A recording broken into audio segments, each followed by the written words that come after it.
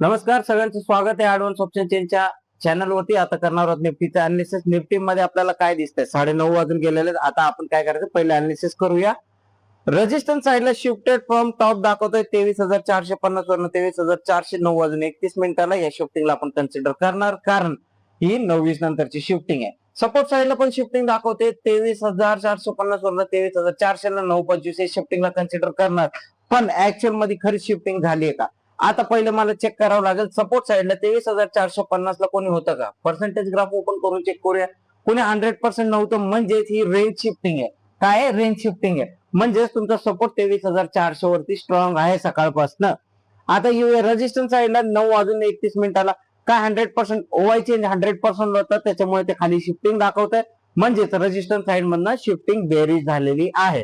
तर आता मार्केटमध्ये काय होऊ शकतं, 23,400 चा सपोर्ट स्ट्रॉंग, 23,400 ला रेजिस्टन्स स्ट्रॉंग.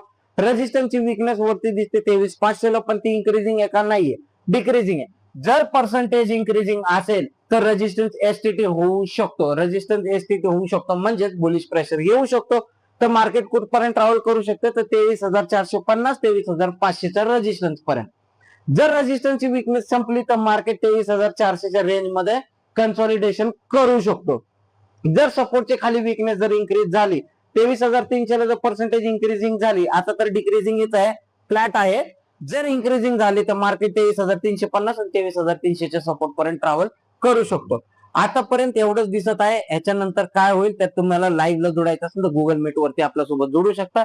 त्यासाठी तुम्हाला प्रो मॅक्सचा प्लॅन घ्यायचा. प्रो मॅक्सचा प्लॅन क्लिक करायचं आहे. प्राइसिंग वर क्लिक केल्यानंतर एओसी प्रो मॅक्स हा प्लॅन तुम्हाला रिचार्ज केल्यानंतर तुम्ही काय करू शकता, गुगल मीटला आमच्या सोबत जोडू शकता आणि तिथे ट्रेडिंग करू शकता. व्हिडिओ आवडला असेल तर लाईक शेअर सबस्क्राईब करायला विसरू नका. भेटूया पोस्ट मार्केटमध्ये. धन्यवाद.